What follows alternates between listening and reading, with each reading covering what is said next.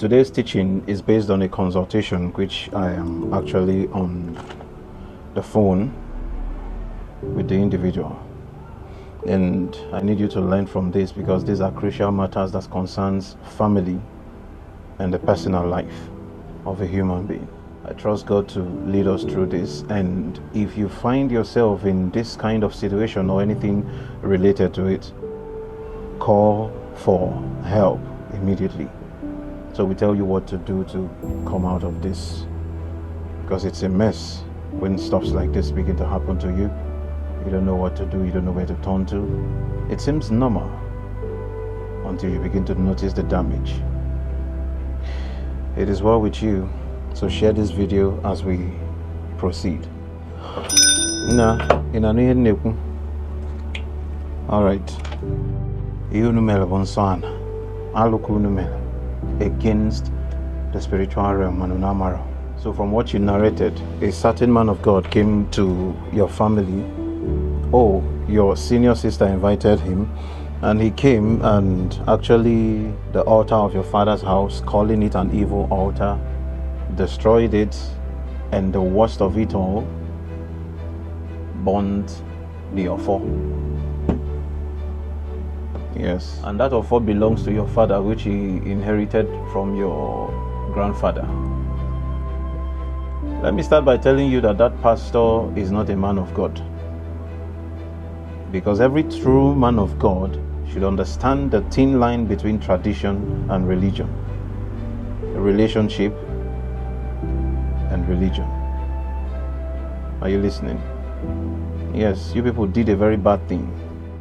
You need to know the kind of people you invite to pray or do family liberation, and what you are being liberated from. They need to let you know, and don't dabble into these things blindly. The wrongest and worst thing a family would do is to disgrace and reject the family that has walked with them through a lifetime, through generations, and that is what your family has done. Any family that rejects the Offor and burns it has invited the spirit of stagnation. You know what they say for life, that this is how these people will be. That is what they've done. You know why? Because recognizing the spirits behind the existence of that family is based on Ntonani, and Ntonani is based on the foundations. It is very bad, and it has destroyed so many families because they don't understand the reason and what it actually means to have Offor in a family. This kind of thing may happen in the past generation, and in this generation it scatters the whole family because there won't be unity anymore. Nobody is loving each other, nobody wants to care for each other, nobody wants to support anyone. Everybody is on their own. They don't want to care how each other is doing. Nobody will have even anything to give the other. It is a different thing that the rightful and present possessor of the Offor is evil. That is where you people can come together and reject the Offor and reject the spirit behind it. But when you see that this person is actually doing the normal tradition, keeping the flame of the family and the spirits together, you destroy such things, you have problems. Let me use a modern day spiritualist to talk to you. I don't usually call names, but in this case, for an example, somebody like Mazi Dibia or Million Willow in the traditional sector, let me just put it that way, because for most times the Christians don't understand it. Other religions may not understand it too. Ọ dịka Maazị Dibia nọsịa ụwa naba onye ọbụla ewere ofu anye n'aka asị na ya chọziri ijebe ụka ngwa ka ya jezie su onye ọkụ. You decide to burn his Offor because you want to start going to church, or you've just ended or stagnated your generation. Listen, there are men that carry power, that whatever they touch, whatever they possess, it carries authority. Forget their shortcomings and mistakes. It is God that created them that way, that this one is saucy or he doesn't know how to talk and all that. You have advice, give to the person. But you see, whatever they carry as a spiritual person, stay away from trying to anger the spirit behind that thing. Because even you might be worse than them in character. There are men like that all over the place.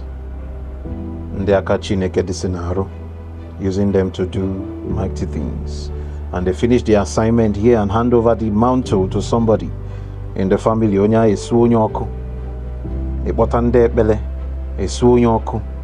Both you and your children have been stagnated. And I'll tell you the best thing to do, because nobody wants to do it the traditional way anymore in this generation, right? You want to start going to church and forget everything about tradition.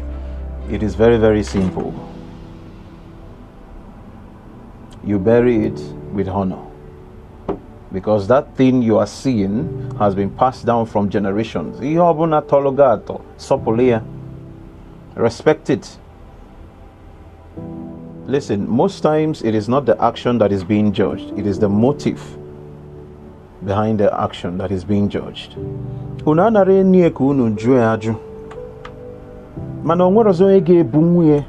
That the spirits behind this thing is too heavy for this generation. They have not been taught right. So what you people need to do is to bury it with honor. Do you know what we call Ogilisi? Exactly.